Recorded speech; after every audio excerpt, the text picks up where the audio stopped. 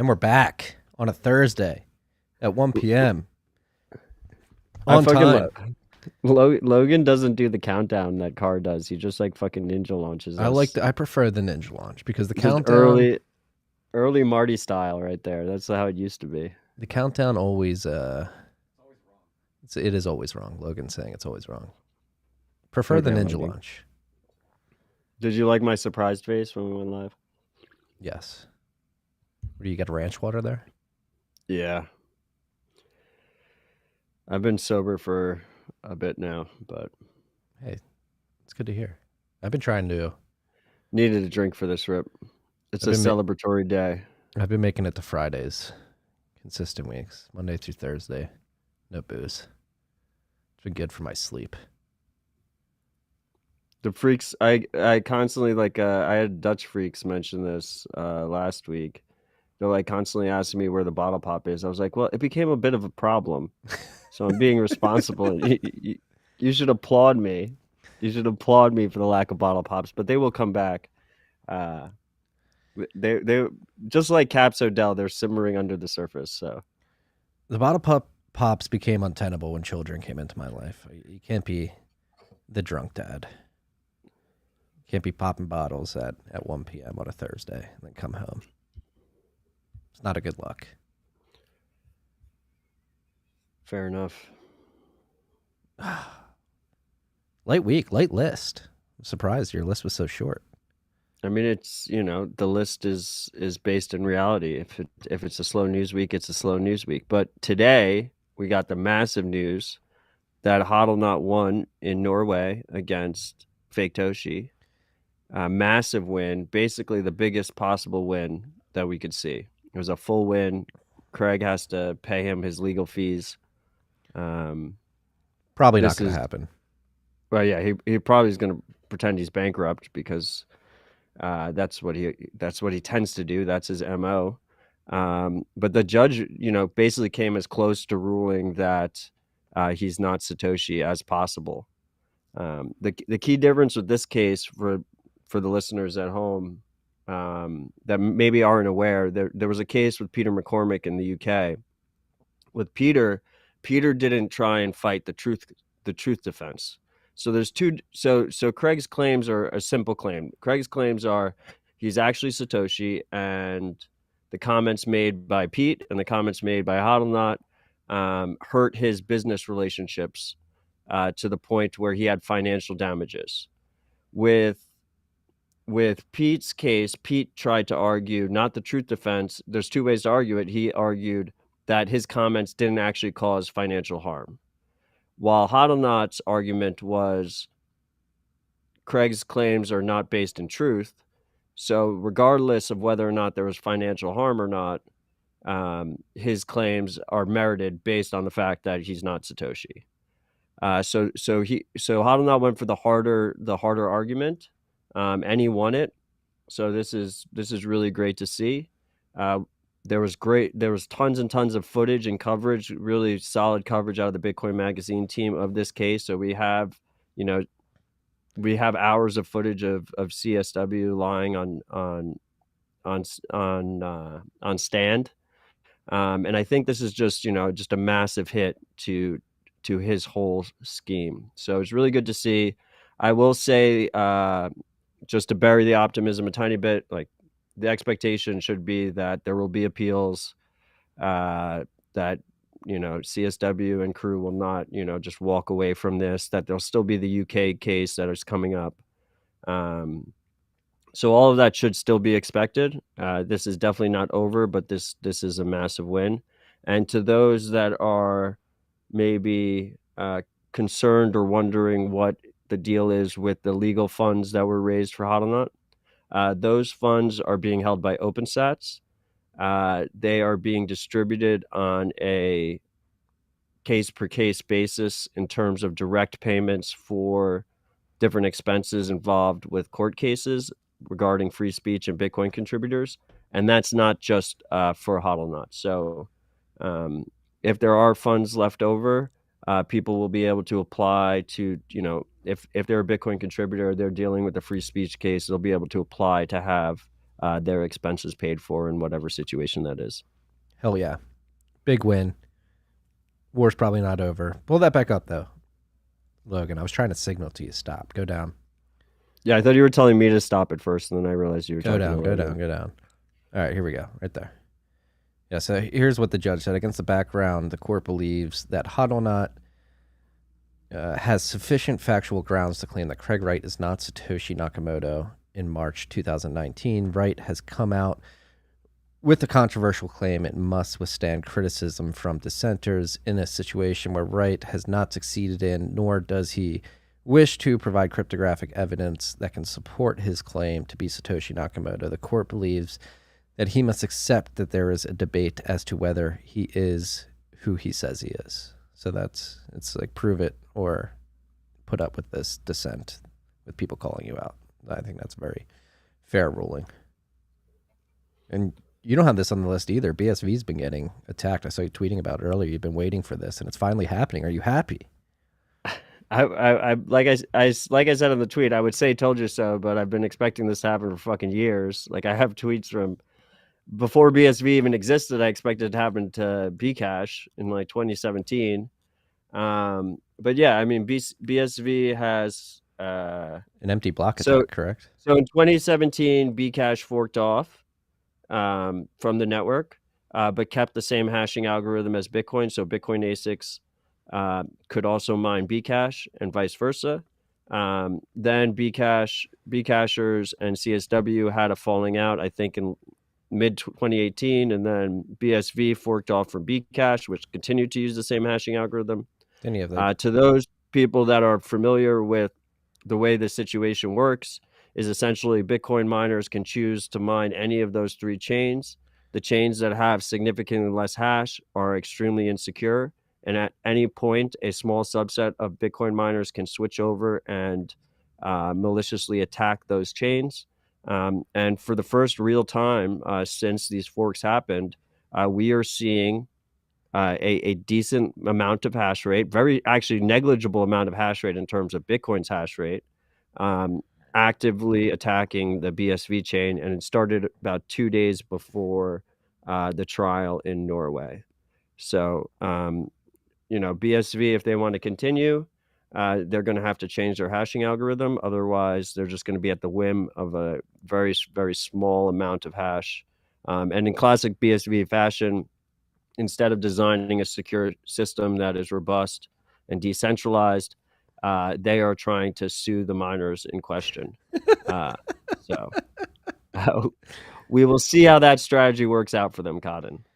Yes, and it's an empty block attack. So essentially, the attacking miners are pointing their hash rate at BSV. Again, Bitcoin, Bitcoin Cash, BSV all use the Hashcash SHA-256 mining algorithm. So any like a small, I would imagine it's less than 0.5% of Bitcoin's overall hash rate would have to be pointed at BSV to attack it, and they're waging, I believe, an empty block attack where miners are just mining blocks and not including any transactions. So anybody trying to do BSV's whole marketing ploy is like, hey, you can do applications on Bitcoin via BSV. So there's very few people trying to run these applications using the BSV blockchain are not able to facilitate what they're trying to do because miners are simply not including any transactions in blocks.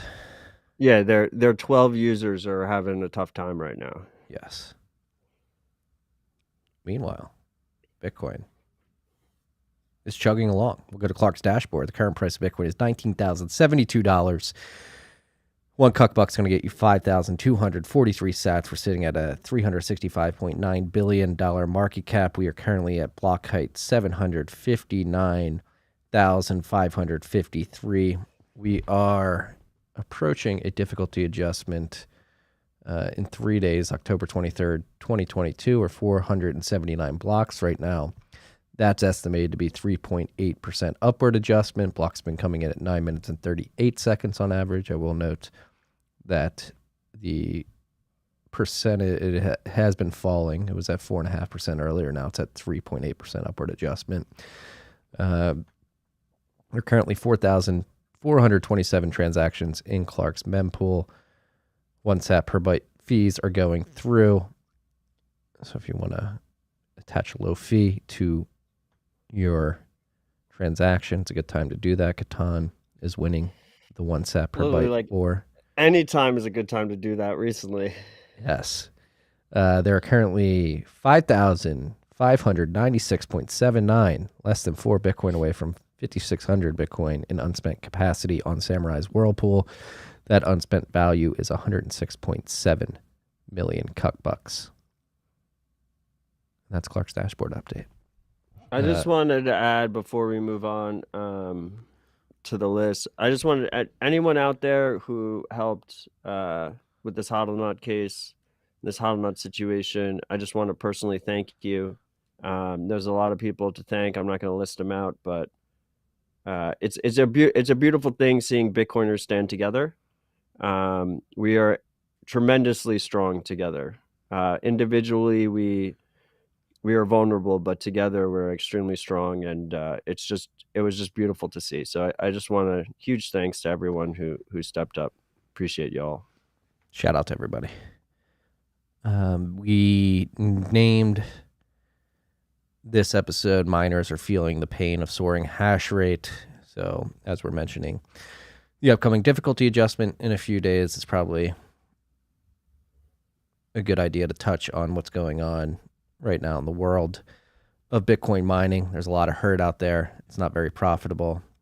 The Commons did not fix the internet issue allowing us to get on insights.braiins. So I'm connected via my VPN on my laptop. We won't be able to pull it up. Marty, you are the Commons. Get your shit together. I went to the admin and he said like he fixed the firewall. I don't know if it's like a DNS problem where it takes a few days to actually get implemented, but yeah, we can't get onto insights.braiins.com without a VPN. I'm on my VPN right now. Hash price is 6.9 cents a terahash a day, which is really low. It hit as low as 6.5 or 6.5 cents earlier this week. And so we have hash rate soaring. We had some. And what was the peak, just for reference? The peak of hash price. Yeah. Wow. Let me do a 5-year look back here. Well, it should be like a year ago. No, the peak was January. Oh, holy shit. It's crazy. In December of 2020, that was the peak. It was $3.58. Well, there you go, freaks. It's fallen from $3.58 to 6.5 cents. Pretty hash price is so when Marty says that is very low, that's what he means by that. Yes. I mean, in January of 2019, it was at 21 cents, around 22. But yeah, we've had a significant amount of hash rate. It hit, so the last peak was in April of 2021, and it was 66 cents. So in the last year and a half, it's fallen basically 90%, more than 90%, from 66 to 6.5 cents. Very brutal. Hash rate soaring. We had some theories last week. Secret Bitmain ASICs could certainly be contributing to this. Have you heard anything about that since I mentioned it last week?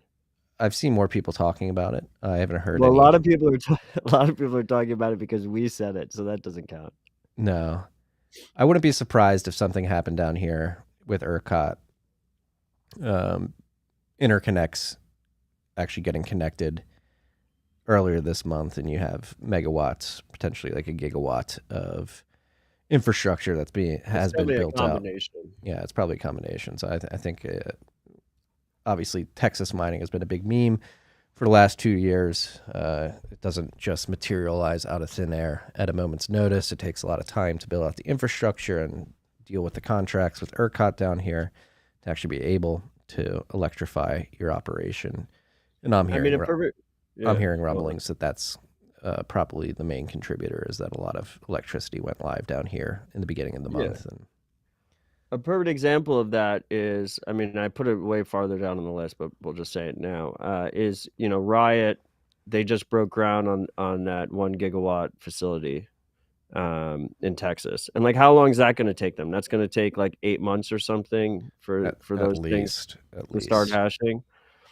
So a lot of developments that, were started like a year ago or whatnot are finally coming online, presumably.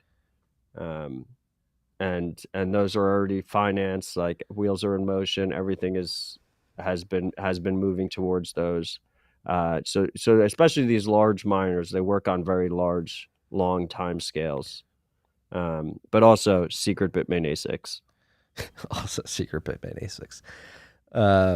Just for context, if you're mining at 6 cents all in, which is pretty hard right now considering how elevated energy prices are right now. If you're using S9s, M21Ss, or M20s, you're mining them profitably. If you jump that up to 8 cents, which is what I imagine is around the average of what most people are using, the only profitable miners are S19s, M30S pluses, S19J Pros, S19 Pros, and S19 XPs.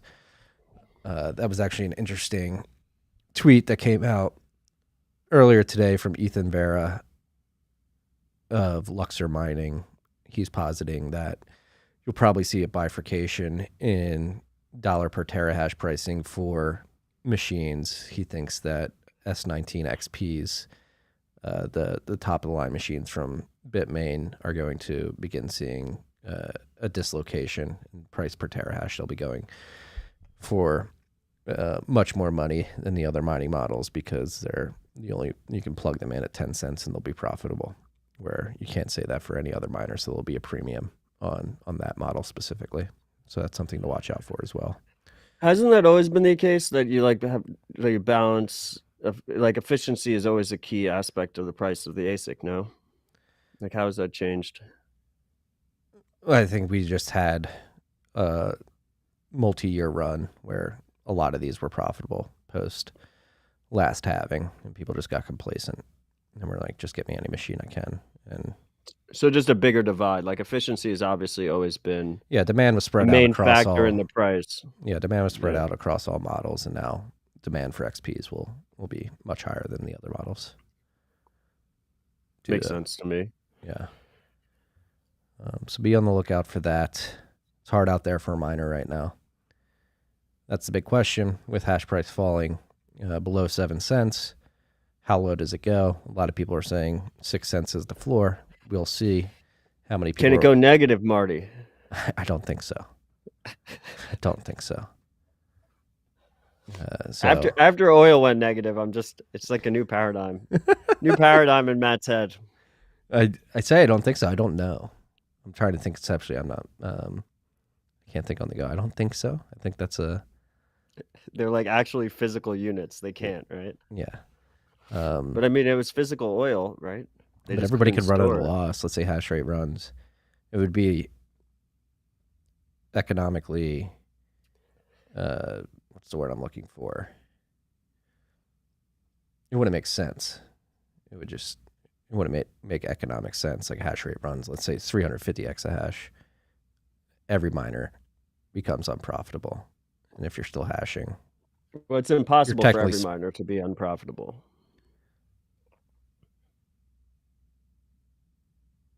That's true. Because difficulty would adjust. But it could go negative, like right now, I guess.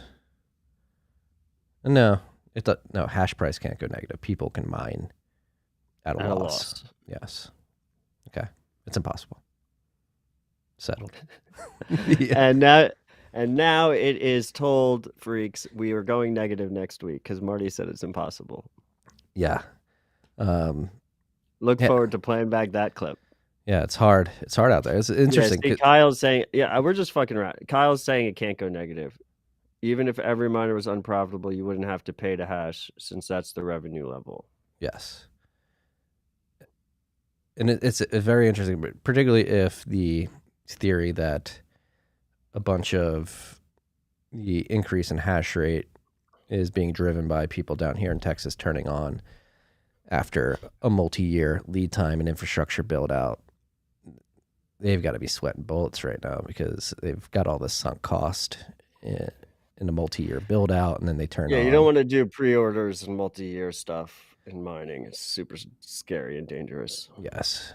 And so these guys are turning on because they have to turn on. They've been working towards this for years, but they turn on and mine them profitably if they're not using. I mean, if they're paying around 8 cents, they're not using S19s, M30Ss aren't even profitable right now at 8 cents. So, well, anyway, if it does go negative and you miners want to pay me to take your hash off your hands, feel free to reach out.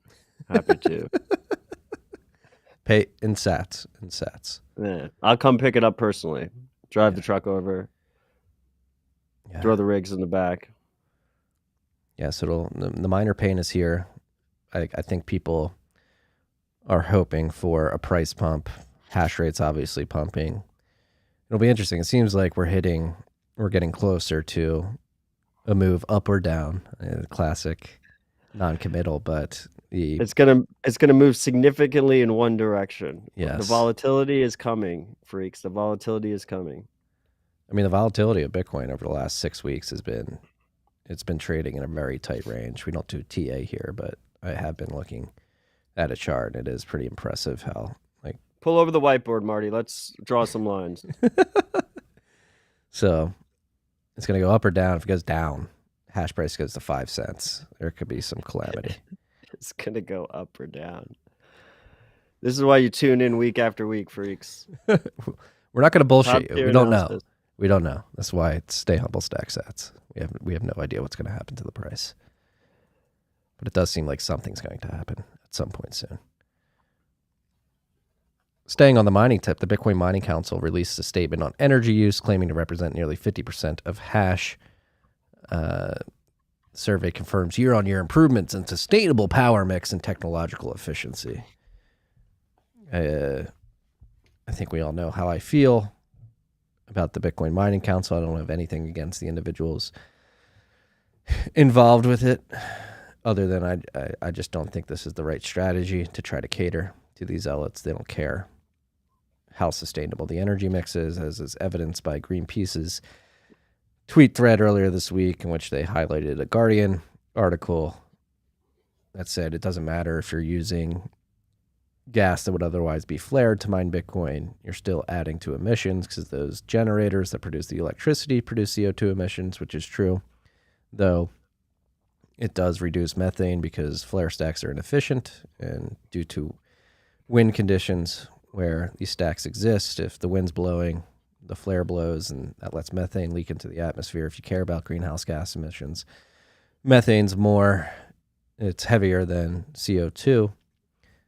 But even with that being said, the fact that miners are able to show up and use stranded gas to mine Bitcoin makes upstream oil and gas operations more efficient, which makes them more profitable, which in theory will allow them to bring more oil to market, which will increase CO2 emissions throughout that supply chain as well. So no matter how you try to spin the narrative in terms of like greening Bitcoin, you're not going to win. I mean, if you really want to spin the narrative should be efficiency. That Marty and other Bitcoin mining bulls think that Bitcoin mining is going to use less than 1% energy post hyper Bitcoinization. So take that as you will. You can also quote me saying it will use more. But much more. How much more? I don't know. You think definitely 50%? No, I mean, I don't actually think 50, but I think it's closer to 50 than it is to 1. I think it's closer to 1 than it is to 50. Yeah, exactly. So why are we even having this debate right now if all those miners, most miners I talk to seem to think it's closer to 1. But anyway, the lead is buried on this story. The bigger issue is I don't want fucking 50% of miners agreeing on anything. Right. Like, look at the list on the bottom. Scroll down, Logan. You got look Argo. At all the miners that have signed this thing. Argo. We're going to do it. Argo, Arkan, Atlas, @North, Bit5, BitDeer, BitDigital, BitFarms, BitFury, BitRiver, BitQuest, BlockFi. BlockFi's mining? BlockFusion, Blockware Solutions, Blockware Mining, PTCM, Celsius. Celsius is fucking not even a company anymore. Compass They Mining. should probably remove Celsius from the list. Compute North, not even a company anymore. Core Scientific, CoreMint, Kawa, DMG Blockchain Solutions, Delta, Frontier, Gem, GRM, GMT, Galaxy, Hive, HM Tech, Horizon Kinetics, Hut 8, Iris, JKL, Marathon, Mawson, Mining Store, Monbank, NFN8, Poolin, in big trouble, Prime Block, Riot, Sato, SBI Crypto, Stronghold Digital Mining, Solomon Data Systems, Soluna, TerraWolf, True North, and US Bitcoin Corp. So apparently, Interesting that all of Core those Size not on listed- there. You read Corsi. Oh yeah, I did. It's interesting. So of all those listed there, supposedly that makes up about 47% of total global Bitcoin hash rate. That's what they're claiming. Yeah. So I mean, that's obviously should be a cause of concern for most Bitcoiners. Like, we shouldn't have. But it's These are- volunteer. They're volunteering their data, Matthew. If you want to go down the worst case scenario path, these are the groups that will be targeted Yeah, when it comes time to try and do protocol level censorship on Bitcoin. Yeah, this is what I've been saying for the 2 years since it launched, and what I said when it originally launched is no matter what your intention is on the outset, like if you are creating a coalition that's going to be forward facing with the government to try to protect Bitcoin mining, at some point the government's going to be like, okay, you guys are setting the standard and we agree with the BMC on what the standard should be. And so that has to be thrust on the rest of the industry. No matter, it could start out as a voluntary data sharing initiative, but the ability for it to be co-opted in the future is not something that is out of the realm of possibility, and is something that I've been saying since it launched. Did you see what shout out Ride or Die Free Kita? Kita's in the comments. He's like, so when they say 50%, they really mean Marathon and Riot. It's like me saying between Barry Bonds and me, we've hit 700 homers. Good point, Kita. Well, it's like Marathon, Riot, and Corsi. Yes. And Bitfarms. Yeah. Bitfarms has a material amount of hash rate. And again, I like a lot of these companies. I just think they're misguided on how they're doing. Just reject the frame. Stop dealing with these hysterics. We're like, they are losing the battle of reality. Reality is proving their attempt to transition. Somebody's calling me. There's major Bitcoin Foundation vibes here. Yes.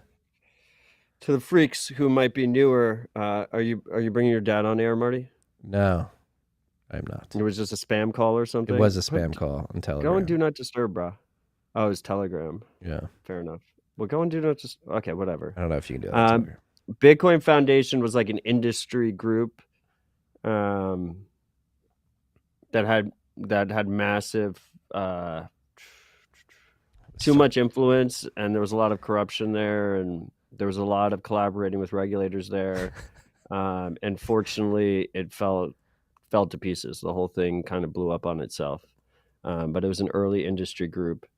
Yeah, and a cautionary tale on these types of industry groups getting dominance in Bitcoin. We do not want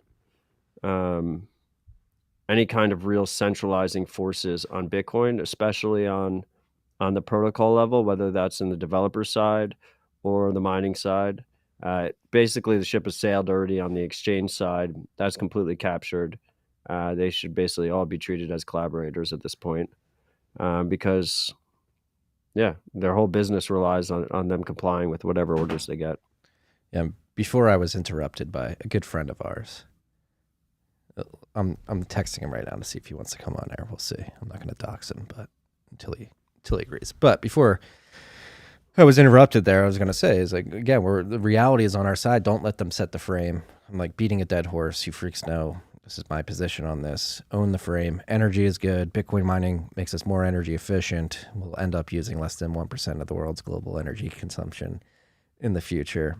And these people are wrong. And you should not, again, they're children that are destroying the energy infrastructure of the world. And these are the last people we should be trying to appease. We run this shit now. We're transitioning to a Bitcoin standard. We set the frame. Energy is good. Also, Bitcoin mining is good. First order effects are the efficiency. Second order effects are it ushers in. Stop mimicking me. This is this is. Stop mimicking. Yes, I like to use hand motions. It's effective getting a point across. Second Marty, order effects. The key point of the narrative is that Marty's extremely bearish. It's important to realize that. But first order effects, energy efficiency. Second order effects, Bitcoin mining facilitates sound monetary standard in the digital age. And when you have a sound monetary standard, you increase opportunity costs, which means you stop misallocating capital. And when you misallocate capital, where does that capital go? It goes to endeavors that wind up using energy at the end of the day. And so when it comes to transitioning to a Bitcoin standard, opportunity cost of misallocating capital will be so high that you're only going to allocate towards endeavors that make sure that that energy usage is going toward a good thing that is overall beneficial for humanity. With the fiat monetary system, you can just hit a button, print money, and throw it at something like a vaccine campaign that turned out to be terrible. That was a lot of energy globally that was spent on the jab. Do you think the Nord Stream leak has contributed more? Yes. Volcanoes. When a volcano goes off in somewhere like not Tunisia, that was Indonesia. Mining. Like that volcano that went off in Iceland many years ago when people couldn't fly over in Europe, that emitted more CO2 than humanity did, I believe, like the century before. Like you can't control. We should ban volcanoes. Yeah, let's ban the volcanoes. Stop pointing at Bitcoin miners. Go every volcano should have to go through KYC AML before it can be a volcano. I saw a good meme come out from your panel. Wasn't it? That was a great one. Was it like missing the point? Missing the point. Sort of gets it, but missing the point. Then what was it? What was the verb? Odell tired of having to state the point over and over again. Something to that effect. Yeah, it was a good one. Again, I still think you could have worked in a demons or a demonic. Dude, the Twitter bots are so crazy right now. Oh, as soon as I tweet, I just get hit by like 50 Twitter bots. But the cooler thing to me is as soon as I retweet, whoever I retweet gets hit by 50 Twitter scam bots. So like I'm like doing retweet bombs. Where I just like retweet and you just get completely swarmed by bots. Yeah, it's getting very annoying. I've actually been tweeting a lot less because it's just not productive. Well, anyway, the retweet bombs are fun. What? Why? They just get like 50 scam comments as soon as I click retweet. Fucking hilarious. It's annoying. How do you not? It seems like it's getting worse. And you tweeted out like I think it's an attack on discourse. Yeah, because usually like the scam bots, like the way to do it is like it's low hanging fruit, right? So you just want to get. Most people won't click them, but if one or two click them, it's worth it, right? You're just trying to. It's like we spend all this time talking about security best practices, privacy best practices, holding your own keys. But most people, when they lose their Bitcoin, it's because they receive a link that looks kind of legit. They click it and then they put in their backup words, their seed words directly into a computer and give it to the hacker. First of all, don't do that. Definitely, if you're using a hardware wallet, only enter your. The simple rule of thumb is only enter your seed words, your secret backup words, directly into the hardware wallet. The lower hanging fruit of like 2017, 2018 error bots, which I've actually know somebody who fell prey to this, was like, send me half a Bitcoin, I'll send you one back. Right, exactly. But they're very unsophisticated. They say the same thing over and over again. Why is nobody talking about this? They don't even like change the profile picture. They're not don't give away the alpha. they're repeating the same thing over and over again. So to me, it feels more like a DDoS, like a denial of service, trying to discourage open dialogue, than it does like an actual phishing scam attempt. Maybe it's a mix of both, but I will say, one of my biggest issues with Twitter is that it's very hard to use in a private way. They make it extremely difficult to use without a phone number. They make it extremely difficult to use with a doxed email address. They'll lock your account, all of this stuff. And the excuse has always been to stop bots. So my question is, if you're going to essentially KYC all your users, then why the fuck are these things still exist? Like, why? Like, that's ridiculous. You might as well just open the fucking floodgates. If I'm gonna tweet out and have 50 different random new spun up accounts all hit me with scams, then there should be no identification requirements whatsoever on Twitter. And how do you not just write a simple script that says if somebody responds with the same response X amount of times within Y seconds of a tweet being sent, you just kick them off? There should be a simple heuristic like that. They also have this whole like Elon thing happening. So now that Elon's back on the table taking over Twitter, maybe they just want to burn the ship down. That's another thing. I will say, I don't have this on the list, but Jack's announcement. Yeah, Blue Sky like has more details have come out. Their idea of a censorship resistant, robust protocol to replace Twitter. And it's light on details. It's more details than we've seen before.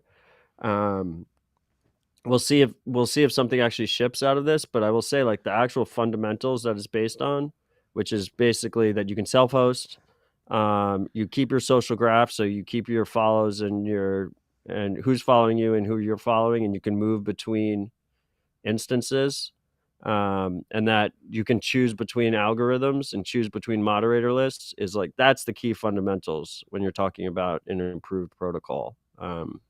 Yeah, and they're calling this the protocol. I like the name. Great name.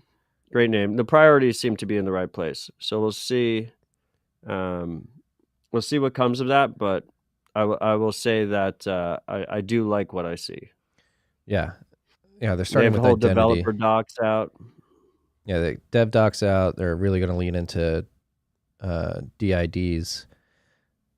And that's one thing Jack made clear. Somebody responded to them like, oh, why are you going to tie real IDs to accounts? And he made clear that with DIDs, you can do it in a pseudonymous fashion.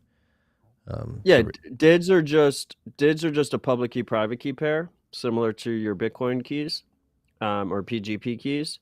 And you can tie whatever information you want to tie to it, and different services require different levels of personal information tied to it.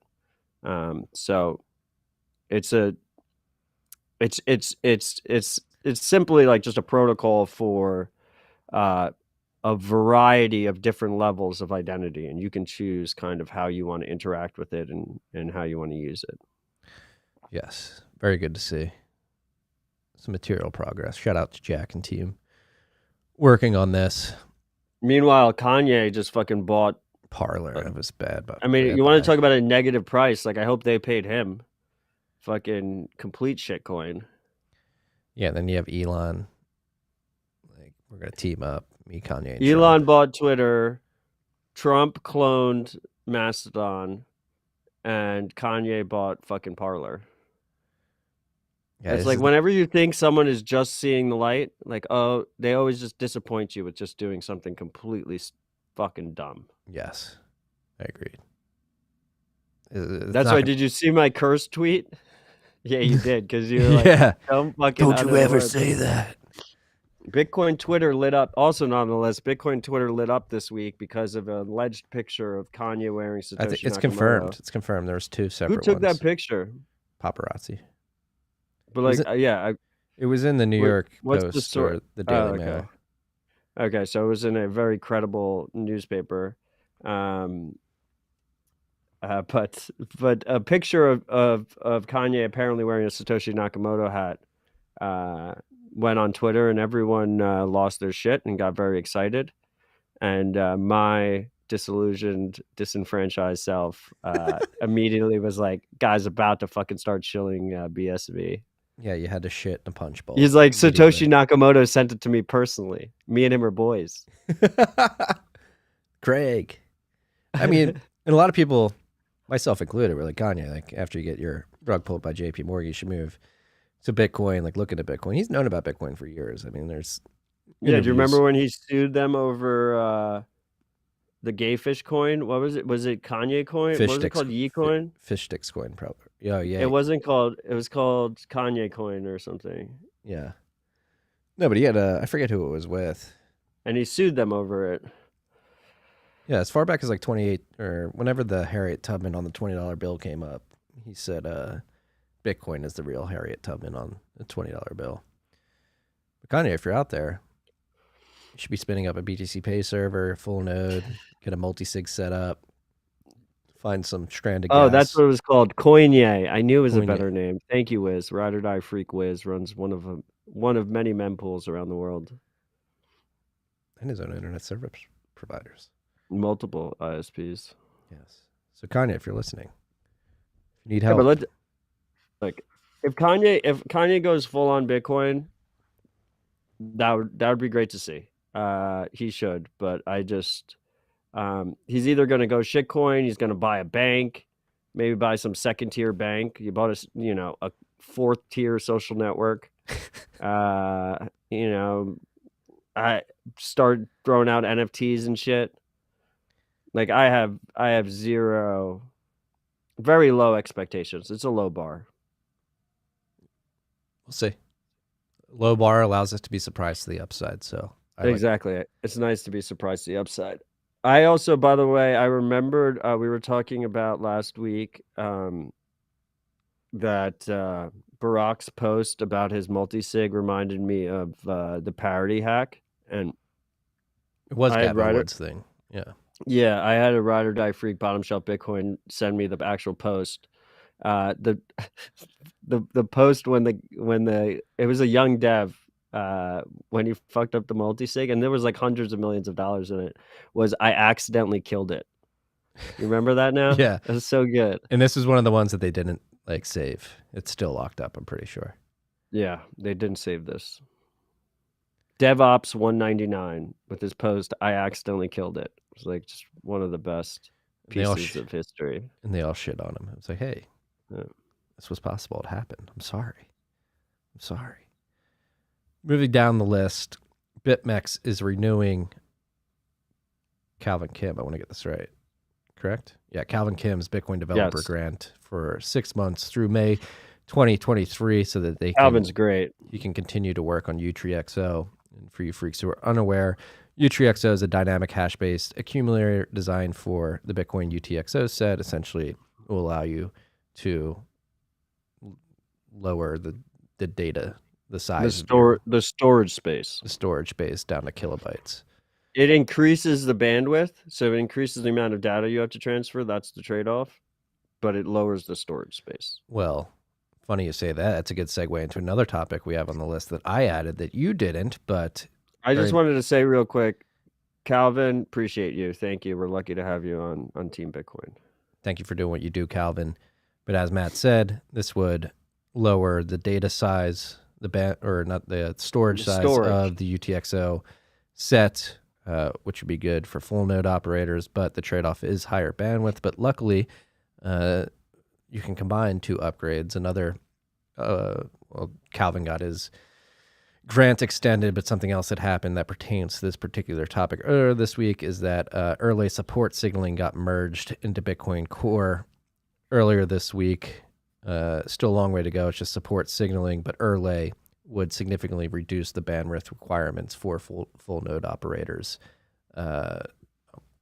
Just so we can visualize it, I'm going to send the bent that I wrote on Monday to you.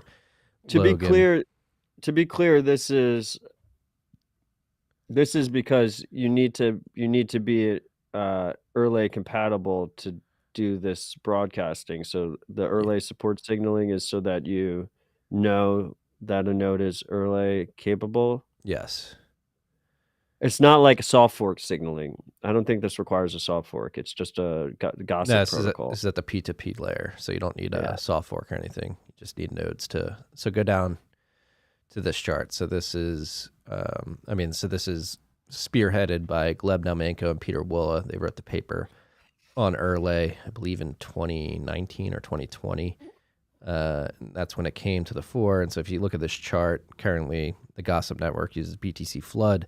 And as you can see, the amount of bandwidth, the amount of data needed, if you're connected to 32 nodes, is 17.3 gigabytes. If you're connected to 24, it's around 13 gigabytes. Connected to 16, it's around 8.7. And if you're connected to 8 nodes, it's 4.3 gigabytes of bandwidth necessary with BTC Flood. If Erlay gets implemented by full nodes and they begin using that as their transaction relay network, that is significantly reduced to below a gigabyte of bandwidth across the board. Yeah, so to be clear here, most people falsely think when we talk about data sizes that the issue is storage space. In some cases, it might be storage space, particularly mobile phones.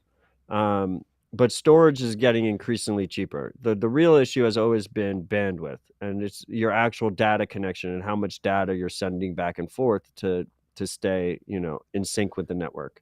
And the reason that's a concern is not only cost, but also accessibility, being able to access, that kind of level of bandwidth, particularly if you're using some kind of privacy network like Tor that is greatly bandwidth constrained. So what Erlay promises to do is currently you basically broadcast all transactions to everyone blindly, and to everyone, when I say to other nodes blindly. And so your node might get notified of the same transaction over and over and over again. And that obviously is unnecessary. So with Erlay, if you've already been notified, you don't get notified again, is essentially the core of the point. That's where the savings happens. Every Erlay node is getting notified once of a transaction. Once they have the transaction, they don't have to keep getting, more. They don't have to keep getting the transaction over and over again. Yeah, so this would be massive. It would allow not only individuals running full nodes over Tor to download the chain state and stay up to date easier, but it also lowers the barrier of entry to run a full node to areas with shitty internet connections. So this will open up the potential universe of full node operators globally, which is good to see, which should make the network more robust if more people decide to run full nodes. So this is massive to see. It's been years. Erlay was first proposed years ago. Do you remember what the main trade-off here is of Erlay? Latency. It adds like 2.5 seconds of latency of transaction. So not propagation. great for miners, but miners are already using fiber or some other kind of messaging network. Yes. Already. Yeah, they have the mining pool protocol that they use to communicate. That's where latency is really important. Is for miners. If you're just using your own full node, that doesn't affect you really in practice. Yes, if you get notified a couple of seconds later, even like if you got notified like 30 seconds later, who the fuck gives a shit? Yeah, the Erlay paper dropped on May 27th, 2019. So we're about 3.5 years from the paper being dropped to this support signaling being merged. To be clear, Erlay is not going to happen anytime in the near future. Ben Carmen was kind enough to hop in my Menchies. And he wanted to say, just to be clear, Erlay is still kind of far away. 9 of 49 commits have been merged. The actual complex parts of Erlay have yet to be reviewed. So if you'd like to see Erlay come to market and get out there within the Bitcoin network at the P2P layer, and you are capable of reviewing Bitcoin core code, think about reviewing some of the commits that have to be merged with Erlay. Again, 9 of 49, so there's 40 more commits that need to be merged into the code base before this can actually go live. Still too early for Erlay. Yes, but it's good to see progress. That was Jeve's comment. I'm not going to take credit for that. Still too early for Erlay. That's a wordplay there. What's that? Yeah. What is that? What is that? We can spell two different words with the same letters.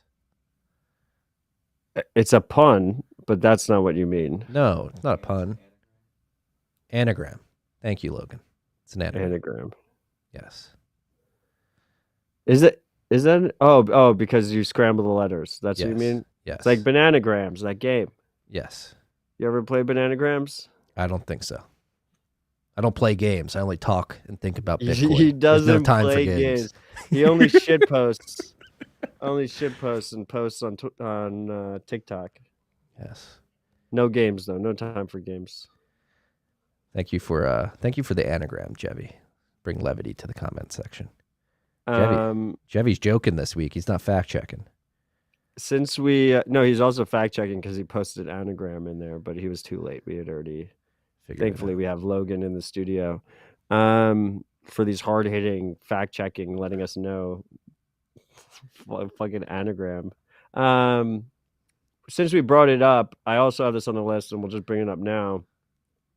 Ricardo Masudi, contributor to many different open source projects in the space, has launched a new campaign called SaveTOR.network.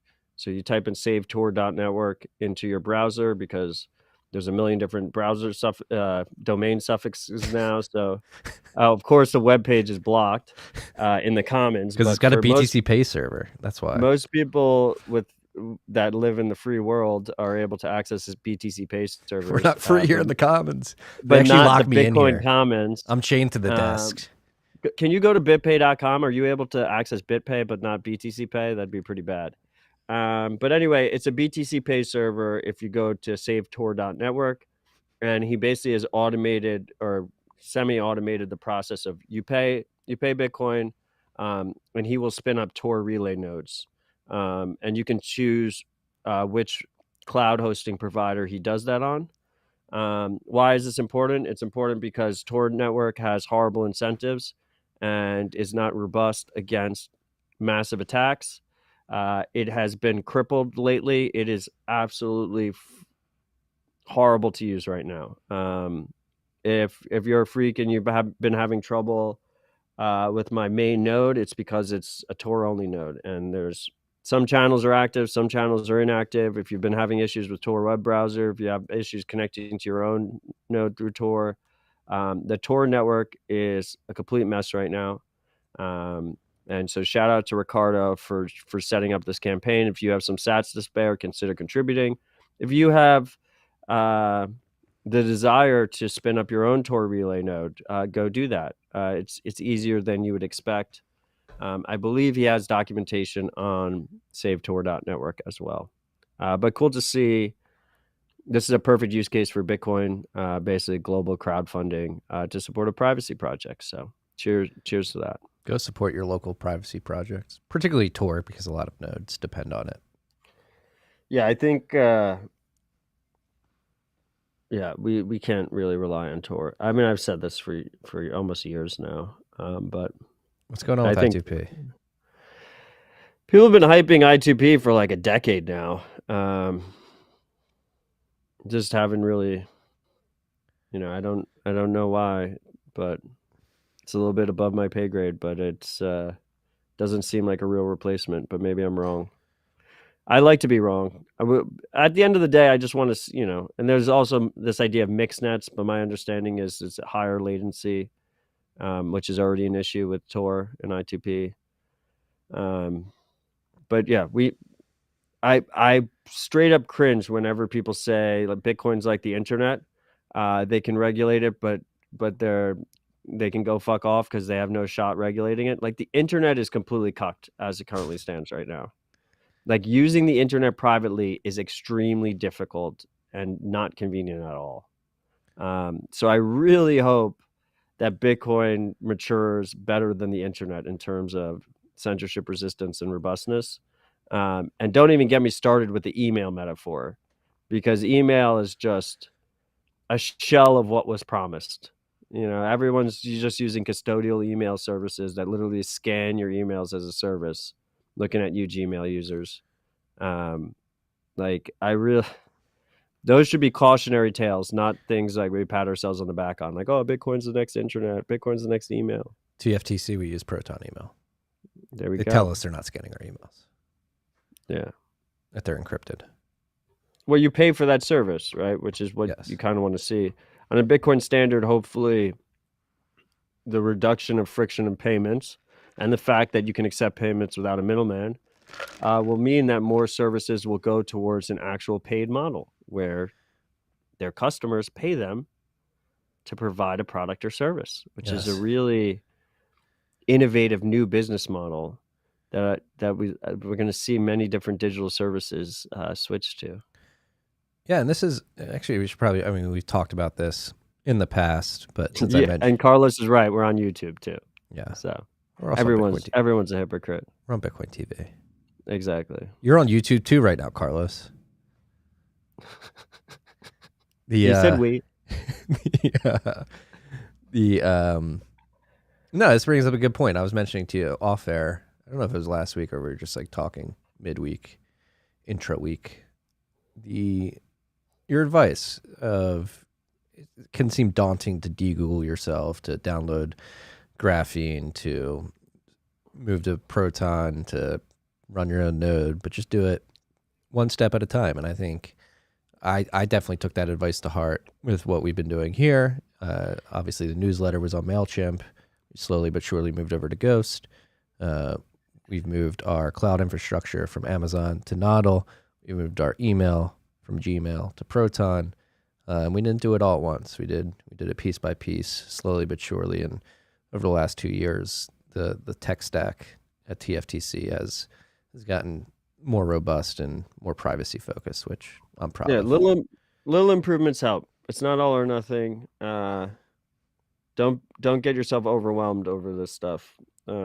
Just little improvements. And the first step is actually caring and being aware. Yes. Yeah, little improvements really do help, and at scale, there can be significant impact amongst all of us if we each individually choose to make little improvements. Yeah. Oh, yeah. You don't have to do it all at once. And from my experience, there is a peace of mind that comes when you do it. Like getting off MailChimp, it's like, oh, no, I feel better. Getting off Gmail, it's like, oh, no, I feel better. Moving from Amazon to HodlHodl, it's like, no, now I feel better. Yeah, if you're running a Bitcoin company in the space and you're using Amazon or Google, consider using a provider like HodlHodl, where obviously it's still a cloud service provider, but they're Bitcoiners who are probably more aligned with you than Amazon or Google is. And they control their servers. Yes. Consider it, freaks. Next on the list, we have software updates. There was another LND update. LND version 0.15.3 has been released. It's a minor release that contains mainly bug fixes and no new database migrations. So, you know what I thought was cool that I don't have on the list? They actually backported the chain sync issue to the 0.14 series of LND. So if you didn't want to upgrade, you could use the older version of LND with the patch and still be synced to chain. I didn't realize that. That's pretty cool. Yeah. That's a nice touch. But you had to still re-download version 14. Yeah, it was a new version of 14 Okay. of 0.14. Okay. Shout out to the LND team. Yeah, obviously this update is not as pressing as version 0.15.2. If you're still running version 0.15.1. This was what like they had scheduled. This one it was like this was their normal release schedule, and the other one obviously they rushed it the night before Indigenous Peoples Day because LND nodes were in sync to chain. I don't know how to pick a name is asking any updates on the bug at BTCD. I think it's been patched. Yeah, they patched it in BTCD and they patched it in LND. To be clear, most people use LND with Bitcoin D or Bitcoin Core. The issue was, and I wasn't very clear about this on RHR last week, the issue was that LND was using a library from BTCD that had this issue. And so it didn't really matter which on-chain node implementation you were using because it was this library that was built into LND that caused the issue. Just a little clarification there. A little nuance to the situation. But in practice, you know, if you're running an LND node, you have to update, and you haven't yet. Coming up on a few days, if you haven't upgraded, you'll find out Sunday afternoon if some of your channel counterparts are trying to steal your peers, your people you have channels with could attack you. So yeah, you have until Sunday. Get that updated. If you're running on defaults, presumably a lot of people are using less than a 2-week time lock. Yeah. Be aware. Next on the software updates list, the Zeus project has released Echo version 0.0.1, which is their foray into podcasting 2.0. So this is so love to see this. Ride or Die Freak Evan Kaludis is the man behind this Echo release, and it allows you to easily within a web app interact with the podcasting 2.0 ecosystem using your own node. Specifically, he's using Lightning Node Connect to connect to your node, which is a new protocol from the Lightning Labs team, from the LND team, to connect back to your node without using Tor remotely, easily. So cool to see that. I don't know if there's anything else out there right now that using Lightning Node Connect. Maybe it's in Zeus right now. I haven't tested it out. But this is great to see. A lot of the podcasting 2.0 apps right now default to custodial, or they're mobile based, and they have like a semi-trusted relationship with an LSP, a Lightning service provider. And this is just, you know, straight up full node support. There was one other one. CLI Boost. Is that what it is? What is CLI Boost? I think like one of the podcasting 2.0. No, what is it, like lncast.fm or something like that? I always forget the name. But it was also a web app that you could use with Alby connected to your own node. So there are some that are already out there that you can connect to your own node, but this is a really nice interface, very clean, and just really great to see. We want to see more apps that are supporting podcasting 2.0 with different trade-offs. And me particularly, as a purist hardcore user, obviously wants to see more that uses your own node and that does not rely on trusted third parties. Agreed. So shout out to Zeus, Evan, and team for launching Echo. Yeah, so he demoed this to answer Kita's question about Apollo. My understanding is he demoed this at TabConf under the name Apollo, but the actual name is Echo on this public launch, but same project. And huge shout out to the TabConf team. I've only heard amazing things. To be expected. Highest signal Bitcoin conference in the world. Definitely the highest signal developer Bitcoin conference in the world, but I would probably just go for all of Bitcoin. I don't want to shit on Evan and Zeus, but like Apollo, Echo, these are all spook terms. He likes Greek mythology. Obviously. All right. But like, isn't that like army talk? Echo 99. Apollo's on our 6. That's their alphabet, right? They use the Greek alphabet. I mean, I appreciate that he's not using duplicate letters. I'm just trying to steel man this. I don't want Echo. It's Echo with 2 E's and 2 O's. So that's EchoLN.com if you want to test it out. And in general, just I'm pretty bullish on these schemes to connect to a remote node privately without using Tor, or having to do any like NAT configurations or any kind of router settings changes. So cool to see more progress on that front as well. And you can imagine Zeus wouldn't be too hard for them to implement like a podcast player in the Zeus mobile app too, connected to you. I mean, he could, but like, why? I think Breeze, shout out to Roy and the rest of the Breeze team. They were way ahead of the game with a lot of their support that they did in the Breeze app. And from his own experiences, he's like, now I want to separate it all out and have multiple different apps. And I think that's kind of the way all this stuff is going. You know, why put it all in one app? You're just screwing up the UX. You're screwing up the performance of all the different things that are operating. You know, have them have some kind of shared kind of backend. They all share the node.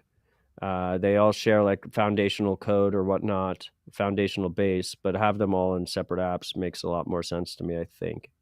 Yeah, it does. It does make more sense. With the dedicated apps. Just as easier to, you don't want to be too confused. Yeah, I have my podcast app. I have my wallet. They both connect back to my same node. That's ideal. It's kind of clean.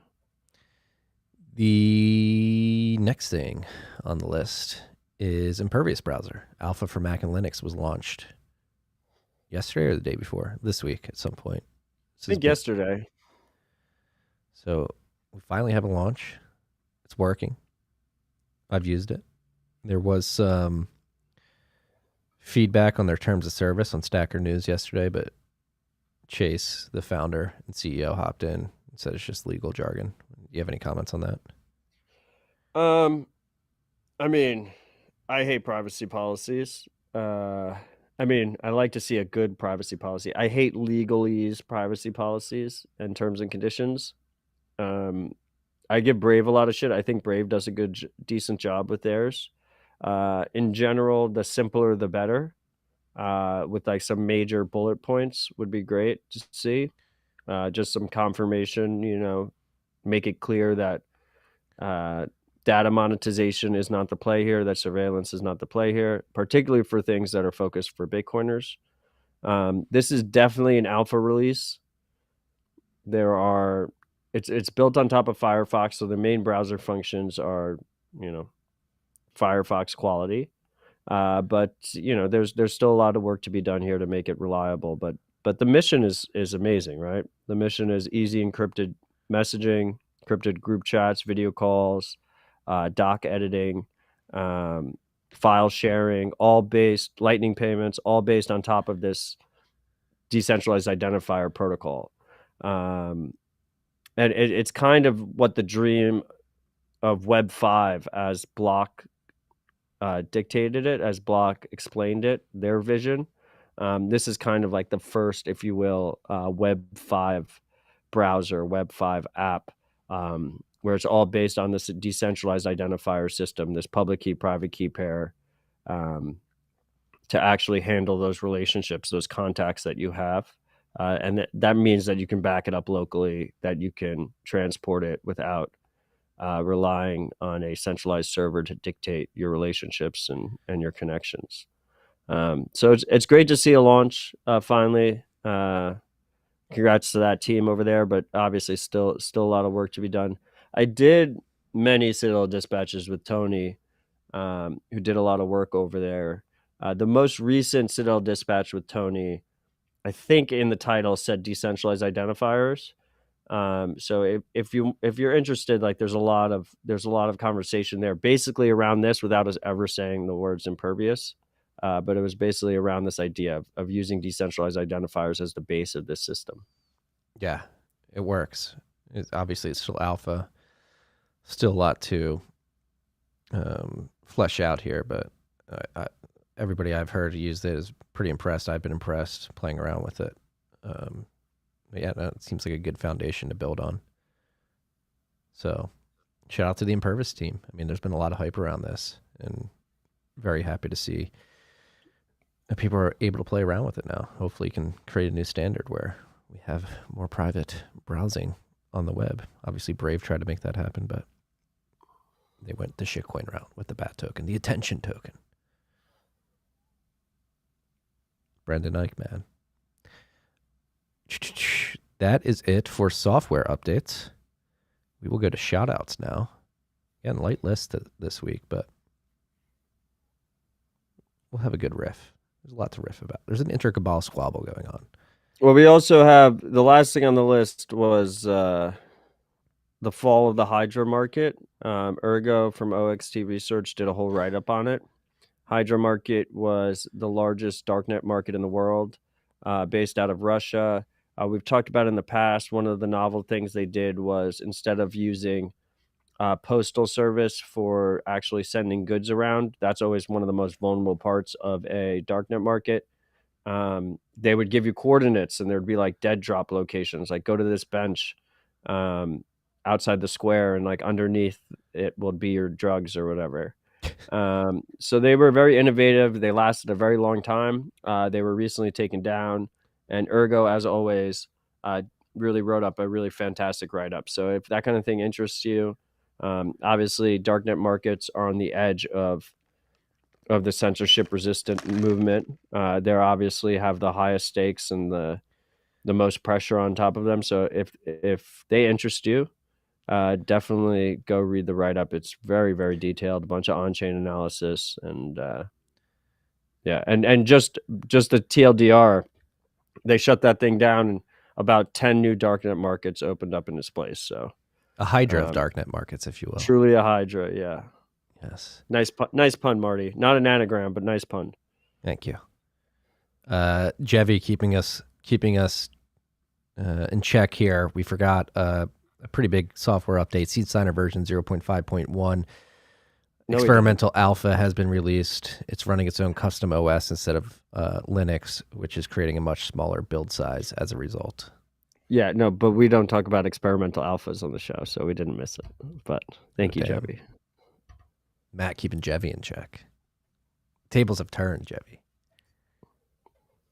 Why can't we talk about experimental alphas? I mean, we can, but there's so many that we just never. I never put experiment. I usually never put alphas or pre-releases on the show notes. We just talked about Impervious. Yeah, but that was like hyped forever. It's like a public alpha release, and I feel like that more than anything, like they call it alpha, but it's more to cover their ass than it is because it's an alpha. Like it's the most major release they've ever had. It's the only public release they've ever had. True. All right, Jevy. But anyway, Jevy, thank you for shouting that out. If you are a more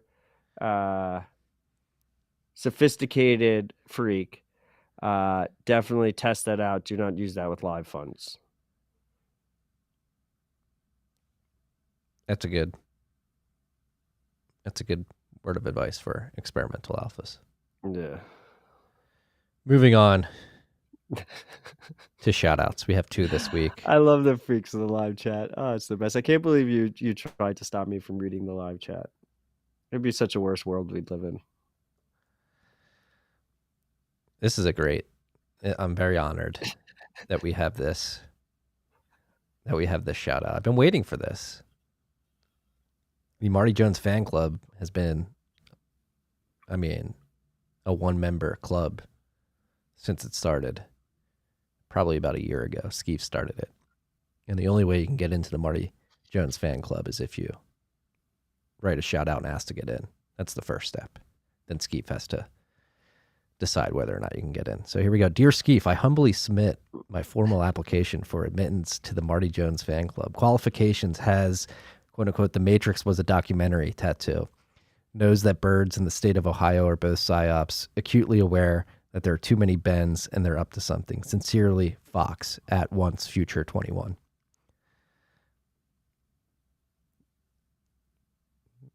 We'll see. Is Matt frozen? He's frozen. No, I'm not frozen. You do that. Did you see what Kita said? Sounds Ponzi-y. What, that RHR is alpha? No, that you have to submit a shout out to get approved. This isn't Ponzi. This is just Skeef's way. It's you can get inundated with submissions, so you have to put a price on it. So it's not a Ponzi if you're paying me and Marty. It's only a Ponzi if you're paying someone else. Skeef, I don't know if I have any say in the application process of who gets into the Marty Jones fan club, but I will say if this guy has The Matrix was a documentary tattooed on his body, that's pretty high signal that he's good to get in the club. I've never dove down the Ohio is a psyop rabbit hole though. Need to brush up on that one. Both Ohio and birds. Birds, yeah, birds definitely aren't real, but I've never heard the Ohio psyop. Logan, what's the Ohio psyop? I feel like you know the Ohio psyop. Logan's shaking his head. He doesn't know this it's that everything is Ohio, right? Isn't it the always has been meme? Everything is Ohio. I don't know. Yeah, always has been, and then the astronaut shoots them in the back of the head. Is that just a joke, or are we all living in Ohio? We just don't realize it.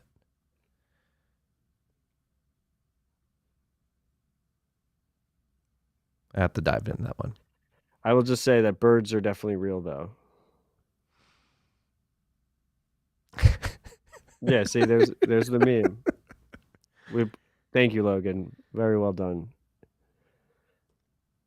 Jokes are based on reality, Carlos. Second and last shout out of the week. Let me check to make sure nobody snuck one in here. Something remarkable is happening in the Michigan meetup space. Individuals travel from all over the state to attend each other's meetups. The tribe is thriving. Humbled to see the dedication to connect with Bitcoiners in physical space and spread education throughout the Midwest. We have builders, farmers, teachers, miners, engineers, programmers, experts in every industry. We are building a Let's local fucking go. circular economy on a Bitcoin standard. Archaic governing structures. We don't need you. Shout out to Mid-Michigan Bitcoiners for their kickoff event last night in Lansing. It has been incredible to see what you are building at Lake Satoshi and Bitcoin101.io. Grand Rapids will be hosting the first Bitcoin 101 event this Tuesday, October 25th. This will be a quarterly meetup focused on Bitcoin's fundamentals to offer beginners an educational experience. Finally, shout out to the guys down in Benton Harbor who throw a gem of a meetup. Detroit, get your shit together. Kidding, only love. Shout out to our Michigan Bitcoiners. Well, I love bullish on that shout out. Let's fucking go. Appreciate you, freak. That was love to see the grassroots Bitcoin just blowing up, man. So we got Mid-Michigan. We are everywhere. Let's fucking go. Mid-Michigan and Lansing. We've got a meetup this week in Grand Rapids and then Benton Harbor. So 3 solid Bitcoin meetups in the state of Michigan. Stop. Just let me do my thing. Please don't ridicule me in front of the freaks. Well, you were looking down, so it was just between me and the freaks. You're belittling me in front of the freaks. I do not like this. The audio freaks don't know, but I was teasing Marty through the camera. Noted.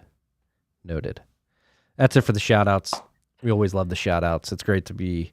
Should we do the boosts? We can do the boost. We have let's hit more. The boost. We have more to talk about. Shout outs. Yeah, and then we can riff. Let's do the boost first, because otherwise we're just gonna forget. I mean, I wasn't gonna forget, but Marty was gonna forget. We'll never know now, but he was gonna forget. I was not gonna forget. So you want to not read them and see if you forget? No, I'm already having them open. I've already gone through it. We're here. They're open. I'm reading them. Rabbit Hole Recap 222. Liquidity is drying up. Top 4 shout outs. First one from @PW Boostagrams. Marcinko. 69,096 sats. Nice palindrome boost there. Shout out to PW Marcinko. Back for another boost because I'm an idiot last week and forgot Pleb Minor Month. I want to shout out at MaxBitBybit. Shout out Max. At John P. D. Giacomo. That's DDI. At Mr. Crown. MRCROWNNNNN, and all the other ungovernable misfits promoting home mining to the plebs for a whole month. I want to shill Max's Bit by Bit pod on your pod, if that's okay. It's totally okay. We love Max's Bit by Bit pod. I love that podcast. So good. He's toiling away in the UK, bringing us all the content we need outside of TFTC, RHR, and Citadel Dispatch. I am also here for Marty's never-ending struggle with pronouncing words properly, which just happened in the shout out. So you're getting what you come for. Did he write that did he write it in the boostergram? Yes. Stay humble, stack sats. Great advice. At Smoking Hot, 50,069 sats. You boys always get me so worked up. I love you long time. Asking for friend who says value for value is much gooder than sponsorship, but why you double dipping when only value for value with the recap whole and bye-bye to sponsors? When do we go full value for value? When we can feed our families off of it? Was that intentionally poor grammar? Yes. This is from at Smoking Hot, and it's a picture of an e-girl. So I don't think it was an actual e-girl. E-girls, if you're listening, we only have 4% women listening to this podcast. 4% of the listeners are women. But anyway, yeah, I mean, the answer is the plan is to go full value for value at some point in the future and move away from an ad-based model, but we're not there yet. Gotta feed our families. At user 72183811439550042. Why is nobody talking about this? JK, love you guys. That's what all the bots say on Twitter. Thanks for keeping us freaks informed. And perennial week in and week out booster at Eric99, 50,000 sats. Stay humble and stack sats. Shut up. Wait, were they all over 50,000 sats? 50,000 and higher, yes. Let's fucking go. That's the first time since that freak called it out. Yeah, like 10 weeks ago or 15 weeks ago. Yeah, I believe it was BTC NIM or something like that.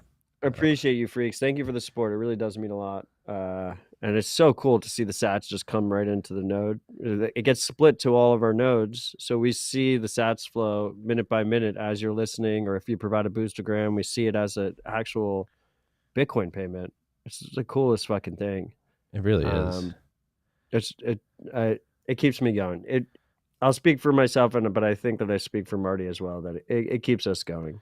Yeah, and I just checked. Week in and week out. So I just checked my TFTC podcasting 2.0 node. And we've had, it's 226 right now. We had 3 payments at 225, 3 payments at 224. That's not rabbit hole. That's not your rabbit hole recap payments. This right? is TFTC. Yeah, TFTC. Yeah. It's beautiful. Yeah, it's really cool to see. And even like we'll show it to like hardcore Bitcoiners that just don't realize, that don't do a podcast and are disconnected from value for value, and just seeing their face, they're like, wow, can't believe that's actually happening. I had a really cool opportunity to do that with Peter Todd in Riga. Yeah. Where he boosted using Braiins, and saw it come right to my node right away. It was really cool to see his reaction to that. He's like, oh shit, it works. Before I forget, so we had a freak last week do a shout out about a BTC Pay server he set up for his church's fundraiser that I helped him with. He used Voltage to set it up. Did he get a vanity address? Huge, first of all, just a reminder, it's not as hard as you'd think it is. He was completely overwhelmed, didn't think he was technical enough to do it, and he was able to spin it up himself with literally just a few messages back and forth with me. He just needed me to point him in the right direction. So I told him that he needed to get a vanity URL, an actual URL we could say on air. That URL is creeksideSummerCamp.com. So if you want to support the initiative over there, if you recall correctly, Marty was not able to make a successful Lightning payment on air to the fundraiser, but I was last week. So now Marty, it's probably blocked on your internet. I had my VPN on. It's still not going through. Are you sure it's Creekside? Creekside Summer Camp. www. You have to put www in front. www.creeksidesummercamp.com. It just worked for me. He's raised 60,000 sats so far. Let's push him to 100. From 11. Logan, go to the page. Oh, God damn it. Logan can't go to the page, but www.creeksidesummercamp.com. Cool initiative. We're going to push him to 100,000 sats here. If you want to go to the page and verify this, you can do so now. My node is working. I can't believe you can't access BTC Pay server in Bitcoin Commons. That is so bad. It's not a competition, but you can access BTC Pay links at the Bitcoin Park in Nashville. I'm just letting all the freaks know. Hey, let's not make this some scoundrels down at Unchained Capital were streaming torrents in the office, and their network admin had to stop that, and he went a bit too far with his administrative work and blocked all the Bitcoin addresses. All right, well, you can download torrents at the park too. You just need to use a VPN so we don't get in trouble. Yeah, this is a bad look. It's a pretty bad look. It's been weeks since you've been complaining about it. And apparently it was escalated last week and nothing's happened. Kaylee, if you're listening, you make me look bad on air. You're making the Commons look bad. We can't have that. We cannot have that. The Creekside summer camp node is not well connected. I'm still trying to. Oh, we should give him. Went through. Took a while though. We should give him liquidity. Freaks, if you have a Lightning routing node and you're feeling the love, consider giving Hunter and that initiative some Lightning inbound liquidity. If you're not aware, you can find the node info after you click pay by clicking contribute and then going to How'd you Lightning get on node this? info.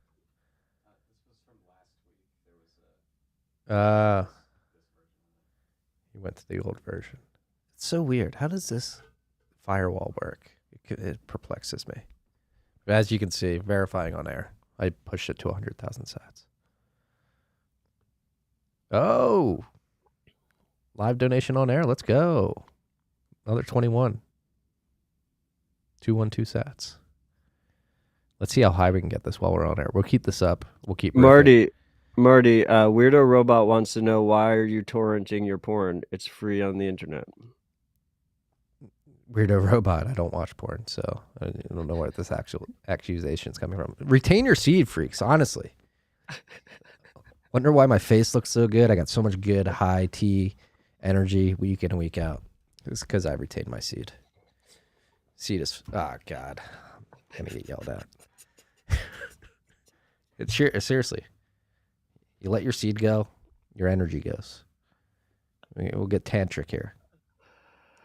This is a tale as old as time. Don't be a coomer.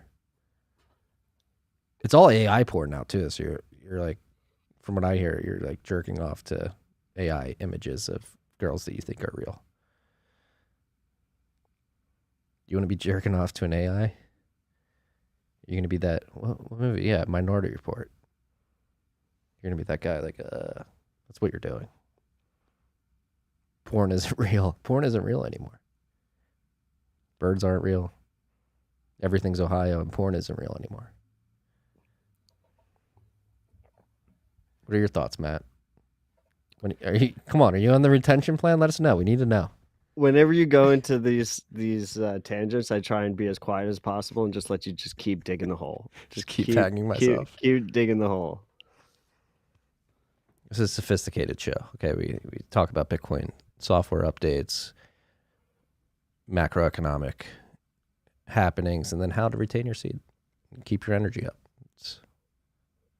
We've got breadth. We've got breadth on this show. So, I mean, on that tangent, do you want to talk about the Bank of Japan announcing emergency bond buying operations? Yeah, I just thought this was interesting. Obviously, the yen is sliding against the dollar as the dollar strengthens, and the Bank of Japan is trying to guard the 25 BIP interest rate on their 10-year Japanese government bond, their JGB, and to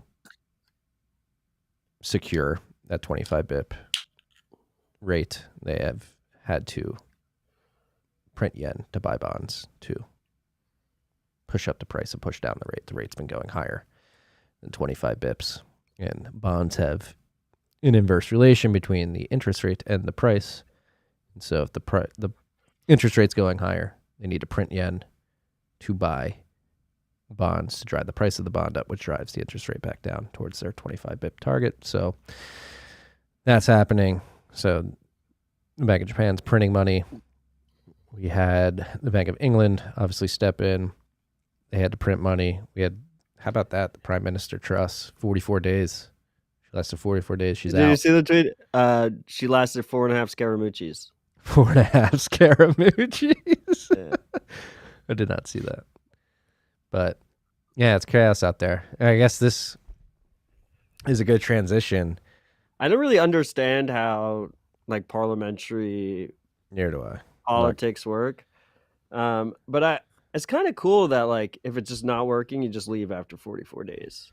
You know what? I'm out of here. So But that's like my completely uneducated take. So when we were together a few weeks ago, I coined a term that you liked and a lot of people liked, which I had no idea. I think it was when like the Bank of England was stepping in and you had the UN and the IMF and Janet Yellen yelling at the Fed. We were like, what's going on? And I said, I don't know. It seems like there's an Inter-Cabal Squabble going on. And earlier this week, I sat down with Tom Luongo from the Goats, Guns, and Gold podcast. I believe it's that. Guns, Goats, and Gold. Gold, Goats, and Guns. Mixture of the three. He brought some clarity. I had this intuition. It seems like there's an Inter-Cabal Squabble. He brought some clarity in the form of a thesis that would affirm that there may be an Inter-Cabal Squabble going on. I just thought it was very interesting to a very interesting perspective to explain what's going on.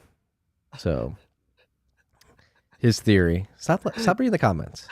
No, you just said Inter-Cabal Squabble like 5 times in the last. I'm trying to meme it into. I know it's just brute force, man. Just straight brute force. So the Inter-Cabal Squabble. Continue. Tom puts forth that what we're witnessing right now, because if you look at the Fed's policy in relation to what's going on in Europe, it really doesn't make sense. So he's basically putting forth that what we're witnessing right now in the global macro environment is you have the commercial banks here in the United States, JP Morgan, Bank of America, Wells Fargo, anybody connected to the Fed, using the cabal over here in the U.S., using the Fed as a proxy to attack the cabal in Europe, run by the Davos crowd that wants to transition everybody to a world in which CBDCs dominate. And in that world, the commercial banking system here in the U.S. gets cut out because you don't need the commercial banks if you have central banks coordinating the CBDCs. They get cut out of the game. And so Tom is putting forth that what we're really witnessing is this fight between the Fed, which is a proxy for the commercial banks here in the United States, and Europe and their banking institutions, which were our proxy for the Davos crowd, Klaus Schwab and crew, and why we're seeing like the Fed doesn't really care about inflation or jobs numbers. They're raising rates at a very quick pace and very high because they want to drain the euro dollar market and create a credit crisis over in Europe. So it makes the Davos cabal look bad and makes it extremely hard for them to push forth their Great Reset CBDC future. I just thought it was very interesting to think about what's going on in that like with that thesis. It does seem it would explain things again, like the IMF, the UN historically have, like the Fed and these entities have always gone along together, but for some reason or another recently. Yeah, the UN even said, like, please, sir, mi familia. Yeah. And then you have, like, Jamie Dimon coming out and, like, being, like, pro oil and gas, really trying to juxtapose the energy crisis in Europe with, like, we should be doing things differently here. Yeah, it's just very interesting. And so, like, going back to Truss, this all started because Truss left the Bank of England intervention a few weeks ago when they had to step in to save the pensions by buying gilts, which are the UK government bonds.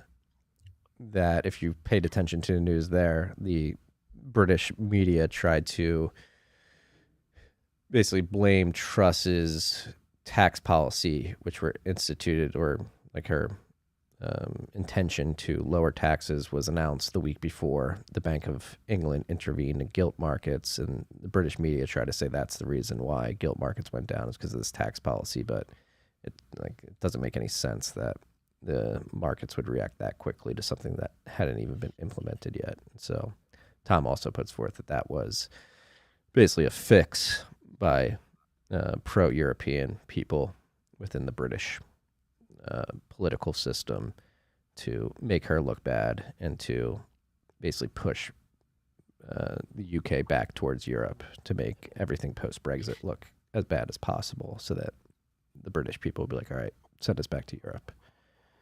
Then there's other aspects of it where Tom would argue that this has been building for years, and that was another very interesting point he made, is that another move in recent years that would signal that this battle has been brewing for years is the Fed's move away from using LIBOR, London Interbank overnight rate, as a reference rate for Fed policy, switching that from LIBOR to SOFR, which is based on the overnight rates here in the U.S. And then you have Basel III, which allows the banks to mark gold to market as their reserves.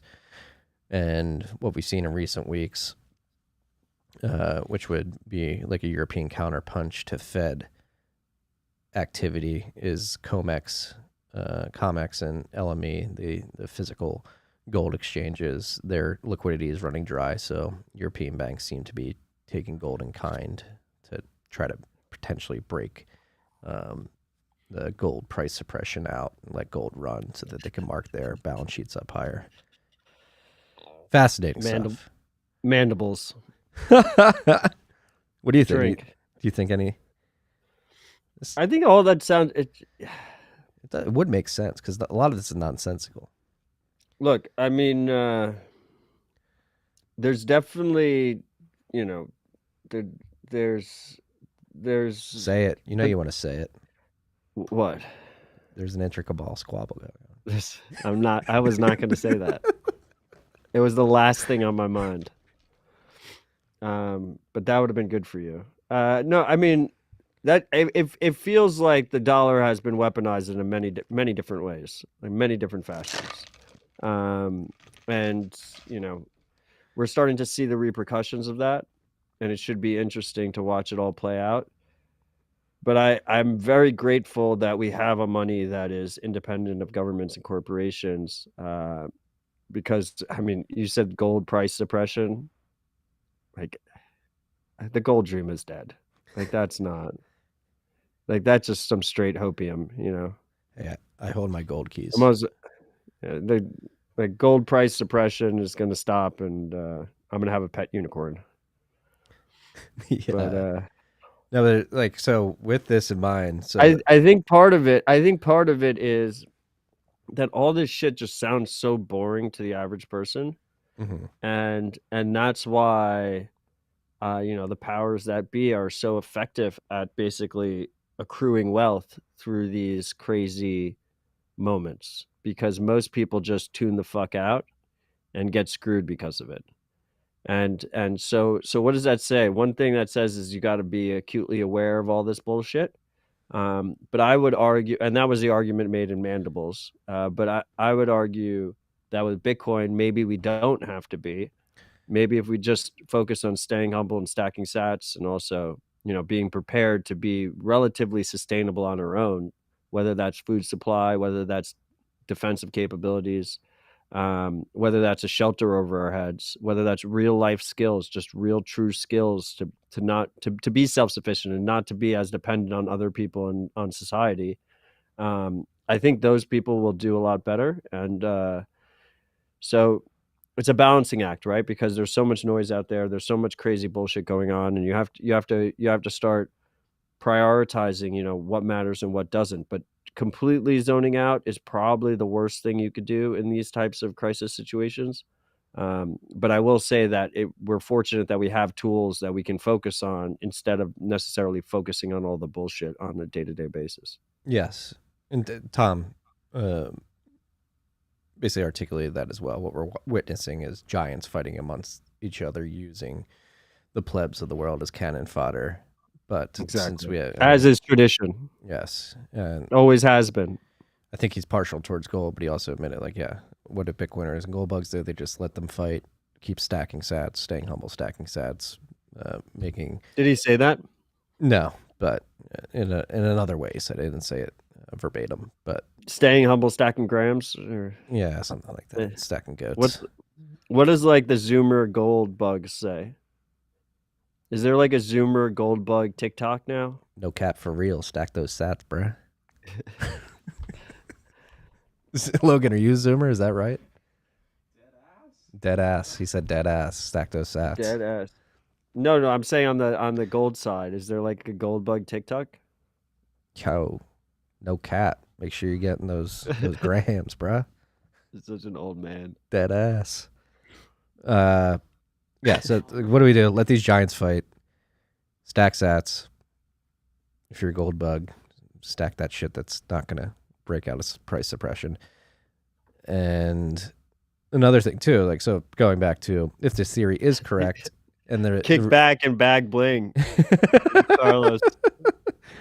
Kick back and bang bling, no cat, for real. But if we're assuming that this thesis, so like the underarching, basically core of the thesis is that Fed policy hiking rates is an attempt to drain the euro dollar market, which is an offshore dollar market that Europe and its credit markets are heavily dependent on.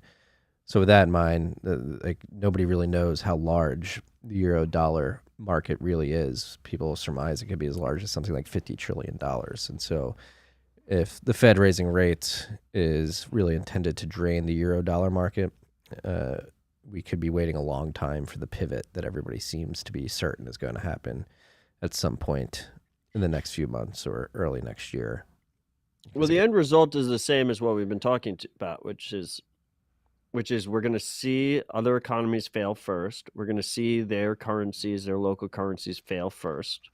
And then the US dollar fails after that. Yes. And I say fails in like quotes or something, like it becomes even shittier money than it is right now, but it wouldn't be like might not just be like a bang. No, it would be a slower process. Yeah. Where purchasing power just gets worse and worse over time, which has been the case, but at a heightened pace. Yes. Yeah. So in this thesis, we're sort of cheering for the Fed because the Fed's fighting against the CBDC. So hopefully not the Fed cheering for the Fed. Well, in this, if again, you let them win this battle and then we fight them. No, the Fed is like, it's like, okay, so what is a CBDC, right? This is the fight. This is the argument I get into. You've heard Kashkari and Powell both come out and say we don't want a CBDC. But no, this is the argument I get into with Matt Mazinkas, who I love, right? When he says CBDCs are not practical, will not happen.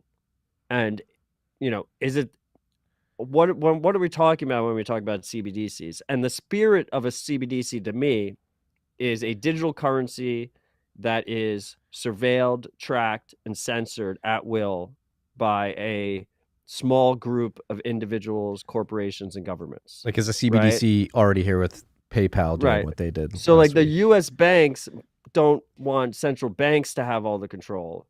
They would prefer to be a cog in that wheel as well. Yes. But still have full surveillance and censorship capabilities and have the government tell them when to do that as well. But they just want to make sure that they get their rent in the process. Exactly. Yeah, I agree there. So for all intents and purposes, that is a CBDC to the average person. Your money is surveilled, tracked, censored. It's not your money. It's debased at will.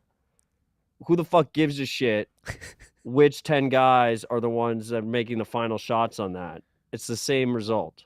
Yeah, well, if there is an Inter-Cabal Squabble going on, this could be great for us because what do you mean by Inter-Cabal Squabble?